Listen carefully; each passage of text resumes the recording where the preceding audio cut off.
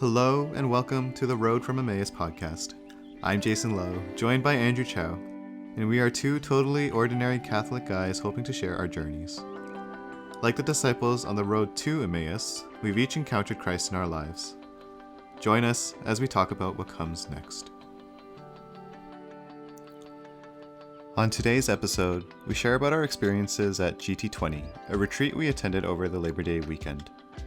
We talk about what it's like being on the planning committee, about the lessons of humility that we've learned, and how we've tried to bring the theme of the retreat, intentional discipleship, into our day-to-day lives. Unfortunately, we did experience some technical difficulties with the audio towards the last 15 minutes of the episode, so please bear with us, and hopefully you'll still enjoy. So Andrew, you started working out I did. a week ago? Kind of on and off for the last month or so. Actually? Yeah. So what happened? So I have a coworker who gyms a lot, and we just started getting close, and he was just like, "You should come gym," and I was like, "Okay." So is it like around the corner or something? Or Yeah, what? it's like a 5-minute walk from here. Yeah, good life. Solid. Okay, typical. Yeah. Do you get discount through work? I do. Yeah.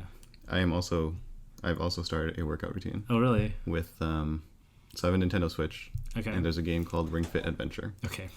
Have you heard of it? No. So basically, I'm just having like flashbacks to Wii Fit and like the Wii Fit. Basically, I mean, you get like it's like a Pilates ring or something, mm-hmm. and you slide in your Nintendo Switch Joy-Cons, and then basically you go through this adventure where you do exercises to like kill monsters and bosses. Sounds riveting. Yeah. I think your workout routine is a little cooler. I mean, honestly, like we don't defeat any monsters, so debatable. The boss is named like his name is Drago. Okay. The monster is like he looks like Satan. But anyway. Okay. Yeah. So speaking of working out, what really worked out was a retreat we went to last weekend called GT. Yeah, that's where I was going. Okay. These are getting worse and worse. I know. We're only 3 episodes in. They're segues. Yeah, okay. I don't know if they're good, but they're exist. segues. As long as it works. So we went to a retreat last weekend, and it's something that we've been going to for you 5 years, I think you said. Yeah, 5 years. Yeah. I've been going this is my 8th time going, and it's something called GT, which is the English shorthand for the Chinese nickname for the real name, which is Eastern Canada Chinese Catholic Living Camp. Yeah. Or in Chinese, we just call it Gadong, which is just Eastern Canada. Yeah. Yeah. And that's why we call it GT. Yeah, it was interesting this year, just because with all the COVID and pandemic stuff. Yeah, we had to have it online. Entirely different. It was a very different look and feel, but it was awesome that it still happened, and it still happened in such a good way. It was definitely, so I was part of the planning committee this year, mm-hmm. So it was definitely an interesting. For the first like 4 months or so, we were planning as if obviously it would be in person, the usual. We had a campsite booked and everything, and then March came and COVID-19 came. Yeah. And we really had to pivot there and try to figure out what would happen to this annual Labor Day camp that had been going on. It's been going on since 1977. So it's been a while. 43 years, I think. Yeah. Yeah. So good math. Thanks. Better than me last time. But yeah, no, for it to be online, I think it was a really interesting experience, and it was really lovely just seeing that. I think a lot of people still came away with a lot of fruits from the weekend. It's actually like, if anything, it really singles out the reason why things work out, right? I think it's really easy sometimes when you and I we've each planned different retreats over the years.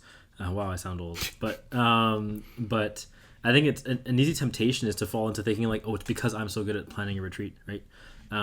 But then I think with things being this way, and basically the way we ran it, or the way you guys ran it, I would imagine like in a lot of senses is kind of the way it just had to be run. It wasn't like you had a whole lot of wiggle room going on, right? Yeah. But it still worked out in such a beautiful way, and it really just isolates the fact that at the end of the day, it's God working, not us. So let's give a bit more background here. So you and I have both been part of the planning committee. Yes. So this year, basically how it works is every year we go through a discernment process. So it's actually pretty special to spend a day or a half day actually praying about whether or not you want to commit to this year-long journey. Yeah. Because that's what it is. If you are on the planning committee, you're committing to 11 plus months of planning this Labor Day weekend retreat. Yeah, totally. So you were on the committee last year. Yeah. I was on the committee this year. I don't know. I mean, how would you say your committee experience was for you? It was interesting. Just a bit more background about me. Like growing up, I was always kind of comfortable in the spotlight, that kind of a person. And so being in situations of leadership was always something I was comfortable with. And so when I first joined this community, I had thought like, just given my background, like, it's going to be that like, that I'll join leadership at some point. Yeah. And it really worked out in the sense that I was never able to go to that discernment day actually until the year that I actually joined committee. Yeah. Because looking back, I had to grow to a certain point before I was able to serve in the way that I needed to serve. Your first year was 2015 and you didn't join until 2019. Exactly. Exactly. And so that was already really great in terms of those 4 years of growth or whatever it was. And then even past that, during the year itself, like the growth was unbelievable. Honestly, it was unlike anything that I could have imagined or could have planned for myself. Even. How would you say you grew the most? I think I grew the most in humility. Yeah.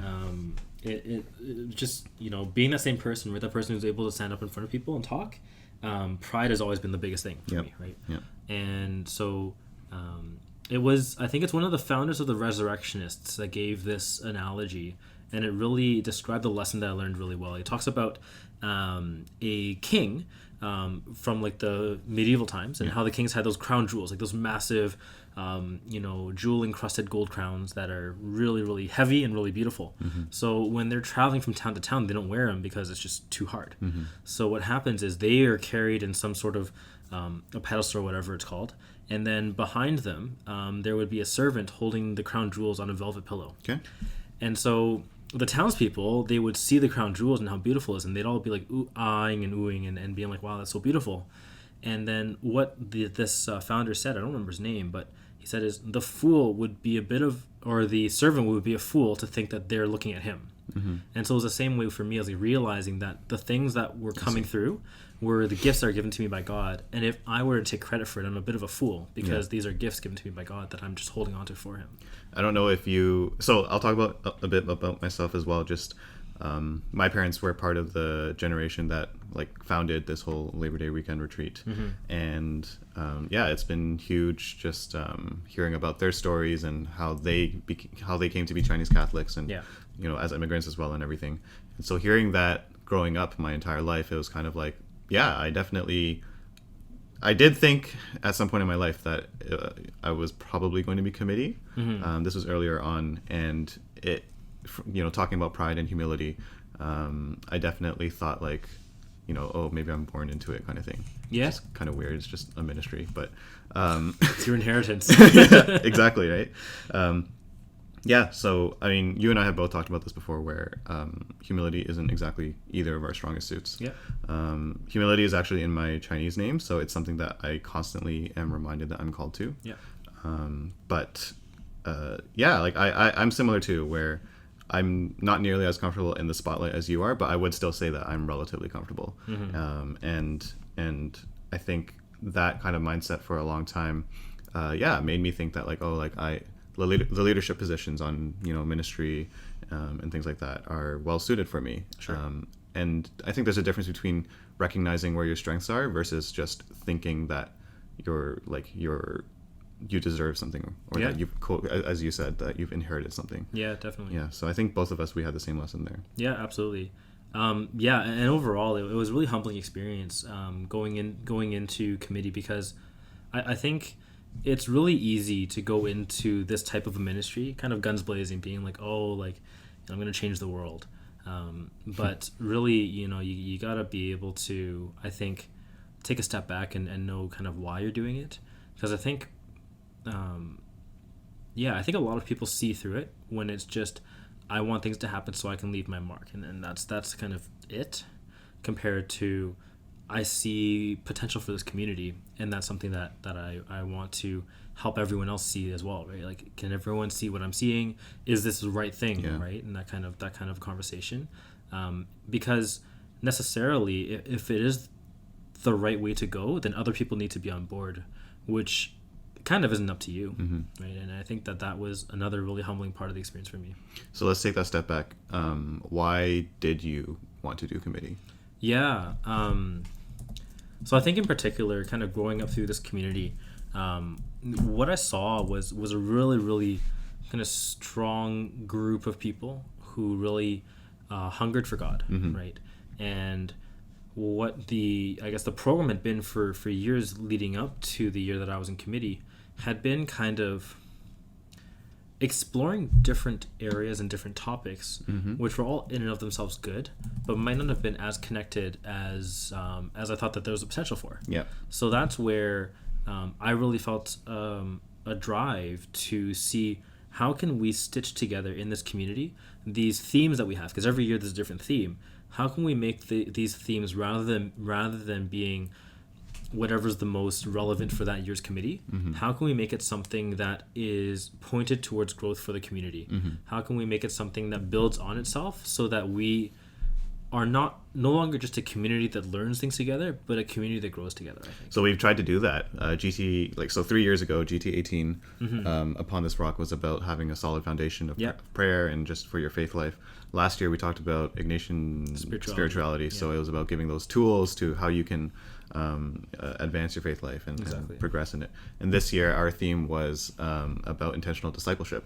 And so it was, you've got the bedrock, you've got the tools, and now it's how do you walk that path of day-to-day life where it's not just about the highs and the lows or the valleys and whatever. Yes, thank you. It's about the ordinariness and how do you find God within that. Absolutely. And that really speaks to our podcast as well, in terms of us kind of going through those periods. So I think it's really fitting that we're able to talk about this now, coming out of this retreat, where presumably both of us we're in that period where you would have that spiritual high. I guess, like, how do you feel? Do you feel like you're in that kind of spiritual high mode right now? It's interesting. So even after this retreat being online, I have to admit, cards on the table, that going into the retreat, I didn't really think that I would be, like, I guess, coming out of it particularly attached. And to describe that to people who may not have been to these kinds of retreats before, the typical formula is you spend 2 or 3 days with all these friends, and you go to things like adoration and you cry your eyes out, and you go to praise and worship and you pray your hearts out and sing your hearts out, and you come out of it like you made all these new friends, and it truly is a wonderful experience, and a very fruitful experience. And that's usually how the in-person retreat goes for most people. But with this whole thing being done over video conferencing, I really wasn't sure that I would come out of it feeling the same way. I won't say that I came out of it feeling this all these feelings with the same amount of strength, but there was really a moment, because we wrapped up our retreat with praise and worship, and there was a moment towards the end where I actually did kind of choke up a bit, and just kind of thinking about whether it was the work that was put into it, from whether it was from the planning committee, whether it was from all of our working team volunteers. It was that, and it was also seeing, I think most of all, God working through our technology, which is not something I would have necessarily thought about as much before COVID, and just seeing that people still came away with fruit from this retreat.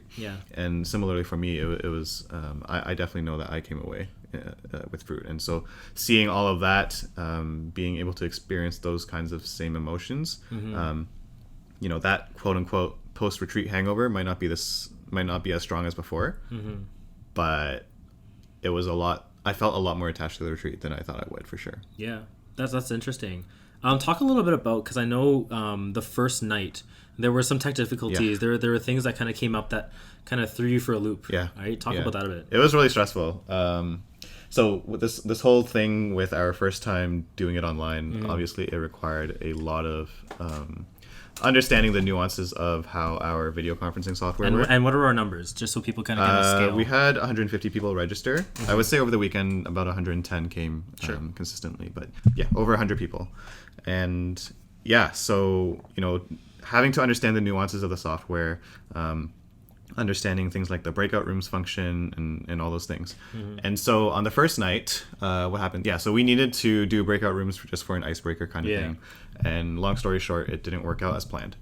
And so, you know, I had like 6 people messaging me at the same time being like, the groups aren't what they're supposed to be, or things like that. And I was like, I know, we're trying to figure it out. And obviously when you're in that moment, it's kind of like time, like it just zooms in and you're stuck in that moment, and every minute feels like an hour kind of thing, right?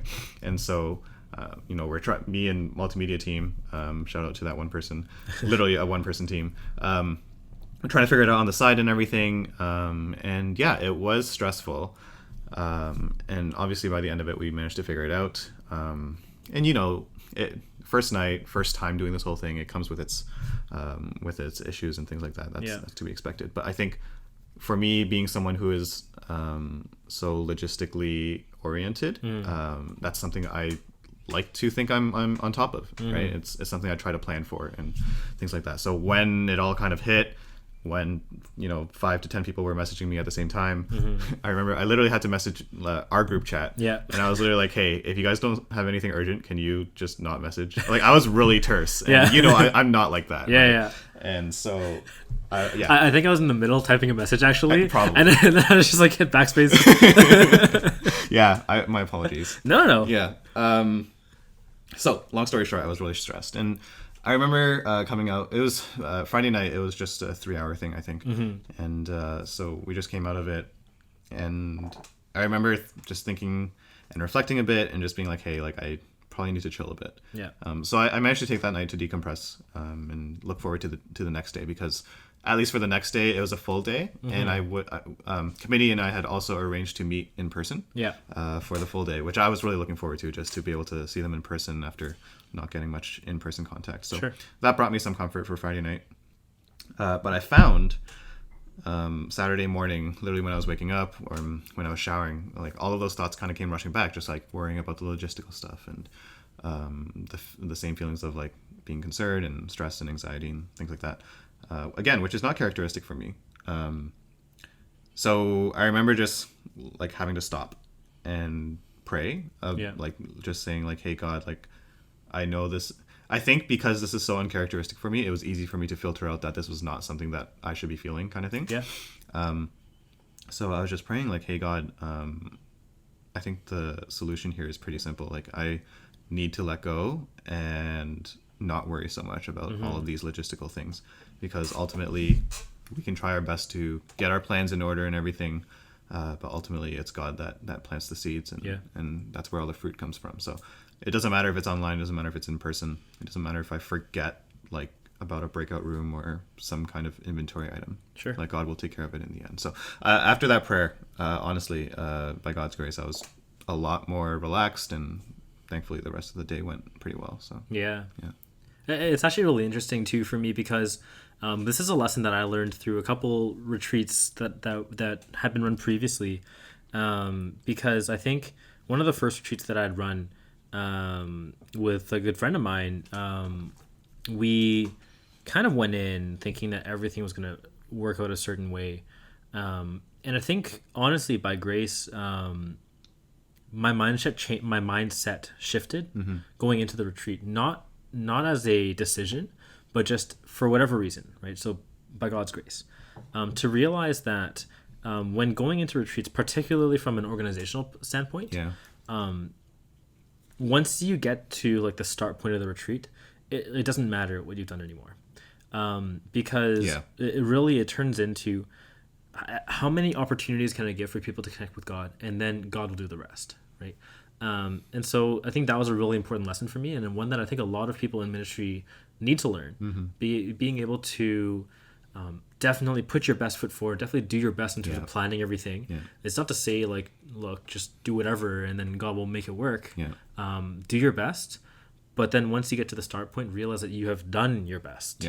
And then it's much less about you at that point. It's crazy. This applies to both you and me, but I've been involved in so many ministries, so much planning, altar serving when I was a teenager, university stuff, stuff with our local parishes, World Youth Day. I've been part of planning all of those things, and you would think that having so many reps doing that would help with this kind of thing. And I mean, I would say yes, it did, but it still came back to me, right? For sure. So that was definitely pretty interesting. Yeah. I can talk a little bit about my experience too. For coming out of this retreat. I feel like I'm not coming out with as much of that high that I normally do from retreats. Yeah. And I think that part of the reason why is that the topic that came up is something that speaks so much to basically what I've been trying to practice for the last 8 months. And so coming into the retreat and sharing with other people felt a lot more like an open house, like saying hey, great that you guys are coming on board. This is what it looks like for me. What's it going to look like for you? And then kind of coming out of the retreat, then it's been a lot more of, okay, let's keep it going, as opposed to... I was literally just writing keep it going. As opposed to feeling this is so amazing and what am I going to do with this? And so props to you guys that it's clear enough where you're going or where we're going from it in terms of coming out of it. But I think that's really interesting because a lot of times you come out of retreats and you're like, wow, that thing Scott Hahn said was great. Yeah. And then hard stop. That's it. Right. And in this sense, I think it was a lot clearer about what am I supposed to do with all of this, I guess. It's so... There's nothing wrong with the spiritual high, right? It's reaffirming, it's inspiring. Truly, it's the Holy Spirit at work, really. But I think people coming out of retreats often truly need to realize what you were saying, and what I was literally just writing as you were saying it was you have to keep it going. And that was the whole theme of our intentional discipleship. The whole point of our intentional discipleship theme. Where, a lot of what we were saying was you need to find ways where so often, so much of our spiritual life is focused on those hills and valleys, on those ups and downs and the highs and lows. Yeah. We talk about and I know I said this during the retreat as well, but we talk about using imagery like the desert and going through the desert and, having to wade through oceans and whatever. Yeah. As I'm just going to stop you right there for a second. Yeah. This is something that if anyone's been to enough retreats with Jason, this actually comes up a lot because his favorite praise and worship song is called Desert Song. It is. It's still on my playlist. So just keep in mind here, this isn't just some people talk about deserts, Jason talks about deserts. So. Yeah, I'm sure I've talked about this many times before.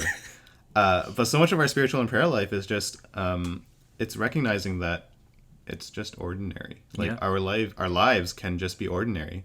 And there's nothing wrong with that. There's a lot of beauty in finding that normalness, that normalcy, I guess. And being able to still develop your relationship with Christ through those things. It's something that one of our seminarian friends mentioned that this came out from one of his professors in seminary. They're talking about when we take a look at the saints and how we often hear about what he calls the super saints, right? The St. Augustine, St. Ignatius of Loyola, and these people who have done amazing things, the doctors of the church. And I think one thing to notice is that there are only a few doctors of the church and there are many, many saints. Yeah. So most of the saints are what you would call ordinary saints. And a lot of times I think for us as ordinary Catholics, we need to be looking towards those more ordinary saints, right? And to be able to understand kind of what happened there. It's people like Blessed Pier Giorgio Frassati, right? Where he, he's mentioned a lot, not necessarily because he did amazing works, though. It's not that he performed miracles in his life. It's not that, there was bilocation or anything like that, right? He was a very simple guy. He cared for the poor, and he made sure to never miss Sunday Mass. Yeah. Those were the highlights, right? He loved to go hiking, but he wouldn't go on a hike if it meant that he would miss Sunday Mass, right? And you know what? That's pretty achievable. Yeah. as a normal Catholic today, it's pretty achievable to just make sure I don't miss Sunday Mass. So I think that kind of ties into this too. Right? Yeah. Do we just look at those super saints, or do we look at the regular saints as well? Yeah. So much of the time we definitely just think that sainthood is something that's unachievable. And yeah, it's a high bar for sure, but it's also a bar that we are called to. And if God didn't think we could achieve it, then he wouldn't have set it for us in the first place. Right. Yeah. So that's beautiful. Just realizing that there are, real life saint models for us to model our lives after, and realize that it's actually attainable. Right? Yeah, definitely. You don't have to be a martyr. You don't have to. I mean, you can. We should still strive to have that level of belief, but it's not the only path. Yeah. So what else did you take away from this past weekend? I think another great thing was just seeing how different priests have their own ways of connecting with different things that happen. So it's interesting. So we had 4 or 5 priests. Yes.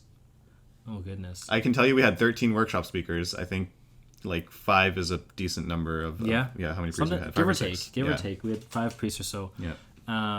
And they all have their own kind of spiritualities, or they all have their own ways of approaching the faith. And I think it was particularly interesting to see, our main speaker, who was Father Eric Ma, and the way that he approached things and the way that he explains things compared to Father Kevin Belgrave, who he had some great talks, and their different styles. I think that was also particularly interesting to see, because I think on the same kind of token of like talking about the super saints and the ordinary saints, oftentimes we can think of priests that way too. They went to seminary, so like they like have been like put into this mold and they're all the same. Like really they aren't, and I think anyone who's been through a boring homily knows that. But it's particularly interesting to see the ones who are passionate enough to come and join these types of retreats and give workshop talks, which actually take a lot of time, to see how there's still different flavors therein. Shout out to Father David Purcell too on that topic, because he's someone who keeps coming back to our GT retreats year after year after year, which to me is like, first of all, I don't know why. There must be something about our community that he really enjoys, but thankfully, just because he's there to guide us and to give us guidance, and obviously Father Francis, our spiritual director as well, for GT.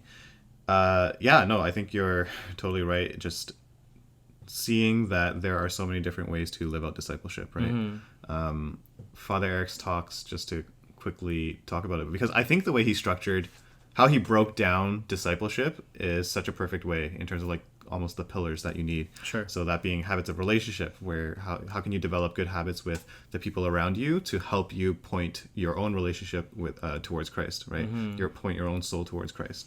Habits of prayer, something that you and I have been working on, where it's kind of like, how are you developing your own prayer life to make sure that you are having good routines and constantly inviting God into your day. Which I think is, if anything, potentially the biggest, the most practical and relevant talk potentially for our intentional discipleship theme, because habits of relationship, the other one was habits of evangelization, another one he gave was habits of living the sacramental life. But the prayer is something you can do in your own room, something you can do in the middle of the day, in the beginning of the day. That's how you speak with God. And that's how you can constantly keep up your discipleship. I think it's even beyond that. That's the foundation upon which the rest of it comes. It's like so many different people talk about this in different ways. From my own story, I think at the first GT that I went to, GT20, I went and talked to a priest, and I'd been talking about it. I might have mentioned this in a previous pod, but anyways, I was talking to him about how, like, I love the faith because there's so many different ways you can connect to the faith. And for me, it's just knowledge. And he just challenged me in such a kind and direct way. He said, well, when was the last time you prayed? And I was like, what do you mean? And he just said to me, how can Jesus be your best friend if you don't talk to him? And I was like, wow, like that says so much. And I think it's really interesting too, because whenever we start thinking about prayer, I think one of the things that we can fall into is not knowing enough about what is actually going on. So, it's one thing to say that I need to pray more often. It's another thing to know how I'm going to pray more often. I think Father Eric did a great job of breaking that down. And another really great resource is Bishop Barron's video on the metaphysics of prayer. It sounds big. It is big. But one of the really cool things that I took away from that, I really hope it's from that video, it's one of his videos, is when he was talking about how he envisions the Holy Spirit, or the Trinity, when he prays. So he says, when I'm praying, and in particular when he's in his holy hour, his hour of adoration in the morning, what he imagines is Jesus with his arm around the bishop, praying to the Father through the Holy Spirit. And basically what he says is, no matter when and how you pray, that's always the case. You can call on the Holy Spirit to particularly focus on that, but Jesus is still with you, whether you called on him or not, and the prayers are going to the Father, whether you meant it to or not. Call on the Father, call on the That's Son. beautiful. It's really beautiful, Yeah. right? And I think that really helped me too, in terms of like, okay, what's really going on with this prayer? And to have that image in my head really helps me. I just checked. We had 7 priests, which is pretty good, really good actually. Yeah. But yeah, no, it was definitely an interesting weekend, and I think just hearing even the short testimonies and feedback from people, just knowing that we were able to be a conduit for God to reach so many people. Yeah, that in itself was a really humbling experience too. I think one of the biggest things in ministry is just understanding your role as a servant, because it's sort of like the bigger your role, almost, the more called towards giving things up and service you are. Totally. There's a great book on that. In the Name of Jesus by Father Henry Nouwen, however you... I learned over the weekend that it's pronounced Nouwen. Okay, Father Henry Nouwen has a great book called In the Name of Jesus. It's 100 pages long, super short. And what it talks about is exactly that. What is Christian leadership? He really breaks it down in a beautiful way. He uses Jesus' temptations in the desert as frameworks for common temptations of Christian leaders and how to combat them through prayer. Interesting. So anyone's listening, check that out if you're interested in kind of getting a snapshot into not only just how Jason and I are talking about what this might be, but even what the challenge is. Because I think for both of us too, there's still lots of lessons here in terms of us growing into better Christian leaders. Yeah. So that was the GT20 weekend. Yeah. It's interesting. Yeah, just we're not even a week removed, right? But it's what a blessing to be able to see all the fruits that came out of it. Yeah. Do you have anything to add that you want to talk about, or? I wanted to ask you a question. Yeah, go for it. So I find it really interesting because, and this might touch on something we already talked about earlier, but years ago I asked you if you were going to do committee. Yeah. Just purely because you were a leader that I looked up to, and you were like, probably not. And then here we go, and this past year you did it. So yeah. How did that happen? It's interesting because even at the beginning of the pod, I was like, oh yeah, I had a point in my life when I thought I was like born into it kind of thing. Yeah. My mind definitely flipped a bit over the years. What I would say is there was a point where I think I didn't understand ministry properly. Sure. Where I think I was going through, I don't know if it was maybe conversion of heart is too deep of a term for it. But I thought that too much of the whole focus was about the people. Yeah. And for me, I didn't want to be a part of that. But I think I was looking at it the wrong way, because I was looking at it from kind of a prideful perspective. Yeah. Where me coming from my high horse of thinking that this was something that I could always have done, that I could do well, and that I would perform well in. I think that put the wrong lens on me, where if anything, it wasn't that it was about the people, it was that I just made it about myself, and then every time I looked at it, I was like, this is how I would have done it, kind of thing. Yeah. Over the years, picking out lessons of humility, and also just learning about what it means to be a servant of God within the context of ministry life, I think truly opened my eyes towards recognizing people for their gifts and how people fit together as part of a big puzzle. Yeah. This was something that our committee shared during our committee sharing on, that was repetitive, on Saturday night. So for context, every year we have this campfire thing where the planning committee kind of just gets together and talks about their year-long experience. And so something that we shared about was just how all 6 of us kind of fit together like a big puzzle piece. And I think, it's a bit of a cliche, but I think it's true, because the best work is done when you kind of just, for the most part, stay in your lane, and use the gifts and talents and strengths that God gave you, and offer that up towards whatever ministry you're working towards. The parts for growth are where you step out of your comfort zone and you rely on the people around you to help build you up, to help work on those weaknesses that you might have. And I think that's something all 6 of us fully embraced, where we understood each other's strengths, and so we just played off of that. So that being said, where I'm getting at with that is 5 years ago, I might have said like, hey, like this is my team. This is how I would run things, that kind of thing. But really, a team is a team. There isn't my team or anything like that. And I think understanding that God called us all to serve in our own way, and for me to take a much smaller role than I was like imagining for myself unfairly, helped change a lot of my mindset for that. Yeah, it's funny because I think that same lesson translated for me this year. So you mentioned working teams. So working teams just in general are kind of the volunteers that we have to help run the nuts and the bolts. The different parts of the program. So like there's program team, art team, music team, liturgy team, all of these, so many different things. I was like, man, are you going to try this all? No, I'm not. Anyways, there's a whole bunch of different areas of the retreat that, as you can imagine, and we have different groups that help run these things. And this year I had the privilege of being able to help run one of the teams, which was focused on, we called it this year leadership formation, but in previous years this had been run on group leadership. So basically it was like, let's make sure we're actually giving our group leaders the skills that they need to run groups. And let's really focus in on that. So actually, you wouldn't know this, but last year I had really wanted to be the committee member who was a part of the group leader kind of team, right? The team to help these people with these skills. And I was actually pretty bummed that I wasn't the one, right? I had let everyone go first, and then I was like, oh wait, I wanted that, and then whatever, right? So things kind of came out of that.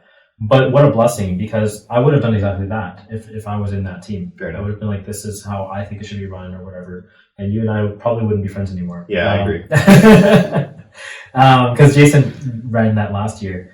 So it was kind of a reversal of roles this year where I took over together with Kevin. So literally Kevin took over and he invited me to help him. And it was really interesting because I guess like it let me take that step back and focus in on like, what's the point of this really? Yeah. And once I took that step back, then it was a lot easier for me to be hands off, particularly because Kevin, shout out to Kevin, he really stepped up and took up a lot of those areas that I might not be as strong in. I think because he recognized that like the reason why he had invited me to be a part of the team was because there's a particular charisma, a particular gift from God that allows me to help drive groups in direction sometimes. Yeah. And that was something that I think he saw this group in particular with this group leadership formation team needed. And so he, as a great example of humility, really invited me to come on board and then took the supporting role. And so this year I was able to kind of do that where I helped out with pointing in a direction and then just kind of took a backseat from there and let things happen as they had to happen. And so it's been extremely providential going through it. I'm sure the same experience for you going through GT as well, where like honestly, if I compare this, so in 2016 I did run a team. I ran the program team that year, and it's just night and day in terms of the way it was run. That would have been more of your typical, I guess, like secular team, where it was, me cracking the whip and being like, this thing needs to be this way. And then this year is much more of like, hey, this seems like a good direction. Who wants to be part of it? It's funny you mentioned Kevin, and I don't want to shout him out too much or pump his tires too much, but so as I mentioned, I ran the team last year, the group leader team, as it was called back then, and he was also on planning committee with you last year, and so he was the one who ended up having the misfortune of working with me. And he did the same thing. I think he's like, we talk about service within ministry life, and he just knew how to fill the cracks. He understood my own charisms, my own strengths and weaknesses, and he just did the rest. Right? And I think that's so beautiful. It's such a beautiful representation of what we are called to within ministry. Yeah, and I think, honestly speaking, we talk about all these lessons that we come through, and so much of it, I feel like, comes back to our own growth in prayer life, because. Another thing that Bishop Barron talks about, I think in one of his videos, just watch them all, guys. He's been talking for years. Like, I'm sure even if he threw something out there, he probably he probably did. And one of the things he talked about with prayer is that, kind of this idea that like prayer isn't always about, or isn't really about getting God to change for you. Right? God is the constant. We're the ones that change. So then with prayer, oftentimes what we're really doing is we are better aligning ourselves to God so we can kind of recognize the graces that are operating in our lives. And I feel like if you and I hadn't grown in that prayer life, then we wouldn't have been able to come across these lessons either. And so it's kind of a combination of like, you know what, sometimes like you kind of, and this is going to be a theme that we keep going through, you kind of just truck through the prayer, even if you're not really getting much out of it right now. You just keep going because you trust the process, right? You know that this is going to be in a certain direction. Like there's a point. And then the lessons come through, and then you look back and you almost think to yourself like, oh man, I grew so much yesterday. And I was like, no, like you've been growing for the last 2 years. Mm-hmm. Yesterday is when you grew enough to realize how much you've grown. It sounds kind of weird, but I'm dragging on now. But the point here is that we've talked a lot about lessons that we've learned over the course of the ministry, and we've talked a lot about like different things that we've done about it. But I think the thing to never forget is that the prayer life has really been what's informed all of this. Yeah, and just quickly, the prayer life supplemented by sacramental life. Yeah. Like just to call back to Father Eric's talks, right? Just making sure you're doing things like going to Mass every Sunday, which is, in a way, it's kind of the basic, the minimal. Yeah. But also going to adoration to spend time with Jesus in prayer. Mm-hmm. Going to confession to make sure that your relationship is constantly in a good state, right? Mm-hmm. And then we both talked about Kevin, who is just one person who has formed our own spiritual life. Yeah. And so that's habits of relationship, right? Yeah. How are we interacting with these people such that we can bring them closer to Christ, but also they're definitely bringing us closer to Christ. Absolutely. And then habits of evangelization, I can never get that out in one try. Something like this podcast or sharing with other people around you, whether it doesn't have to be on a medium like this, but just being a witness to your own prayer life and spiritual life and how God has worked through you has its own effect, right, on the people that you bear witness to. Absolutely. So I think that's it. Yeah. So if you want to hear more terrible segues, the other thing I was going to do was I had researched the history of Labor Day. Okay. And then I was going to try to segue from Labor Day into Labor Day weekend. Man, I'm going to need to start helping out now. The people are here for those segues. Hey, listen. So we went a bit longer than usual, but we really appreciate you guys listening today. If you went to GT20, hopefully this was a good takeaway recap kind of episode. If not, maybe you'll find something within your own ministries that you volunteer at, for example. Mm-hmm. And even if you don't volunteer with ministries, there's something about just being a servant of God that is applicable to everyone. Absolutely. Yeah. So you'll hear from us next time. And thank you guys again for listening. See you next time, everyone.